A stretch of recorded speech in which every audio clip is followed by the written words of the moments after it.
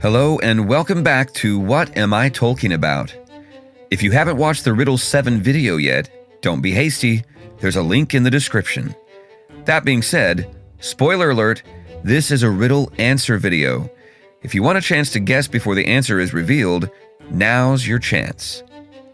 But before I reveal the answer, be sure to subscribe to the channel. It's absolutely free and sure would be appreciated. Also, when a riddle drops, I usually give everyone about 20 days to work it out and put their answer or answers in the comments. That's right, feel free to change your answer. No matter what, if you don't answer at all, you can't be entered into a chance to win a Tolkien-themed prize in June of 2026. To stay abreast of riddle status, be sure to hit that notification bell. All right, you've been waiting, and here it is. The answer to Riddle 7. Buckleberry Fairy. For those of you who guessed correctly, well done.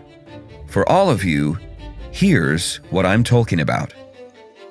First stanza. A shoe am I, though worn I'm not, but tread upon by footed lot.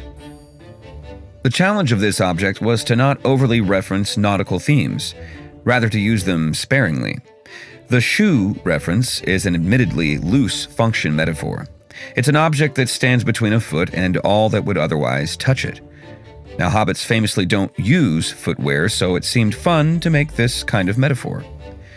The fairy is all that stands between those using it and the water, ergo, shoe. The footed lot reference is about the hobbits that use the fairy in the Fellowship of the Ring. Up next. And not for sodded journey's breath, instead to keep from drinking death. This is a continuation of the shoe metaphor. Sodded is to reference sod or earth. Drinking death is drowning without said shoe. To the next. They come to me for time to save, when wind is light and clouds behave. This is regarding the function of the ferry as a mode of transport and how weather can affect the experience while on a river, ergo, clouds behave. Onward. Away I'm off to station same, a well-known back-and-forthers game. A ferry is, by design, a repeating route from point A to point B. The residents of the Shire and Buckland would be well acquainted with its existence. And next. It may be well predicted then, short journeys end within their ken. This is a reference to the notion of their pursuit by the riders in black.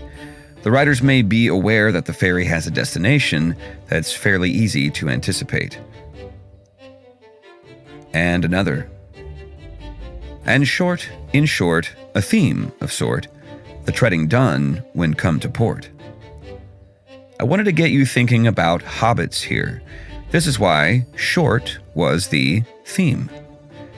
Treading was a callback to the shoe reference, and port was the singular, clearly nautical word I chose to use to get you to the object. To the last. The task complete by this old boot, with hope the feet arrive en route. All of my objects speak as though they have a consciousness, as is the tradition. I like to think that Buckleberry Fairy would have formed a favorable attachment to hobbits as its most frequent, if not exclusive, type of patron. That's why I think it'd hope they arrive safely to their destination. Now, for those of you who happened upon the Easter egg, here's an explanation from what we saw in the same scene from the cinematic adaptation. From what I see, 'tis good I'm found, when what is fleed comes darkly round. In the movie, the approach to the fairy is adapted to be more intense. In the book, rather, it's a great deal slower and even a little peaceful as they get on the ferry after having met and been carted around by Farmer Maggot and being reunited with Mary. In the movie, it's a full-on chase to the ferry. In the last line, a reference to the Black Rider pursuing them to the observation of the ferry itself. Lastly, what luck a leap of faith is made, and close pursuit is dryly stayed. Frodo is still on the bank in a full sprint when Sam, Merry, and Pippin have pushed off. Frodo jumps, in faith, assuming he'll be caught and slowed with their help.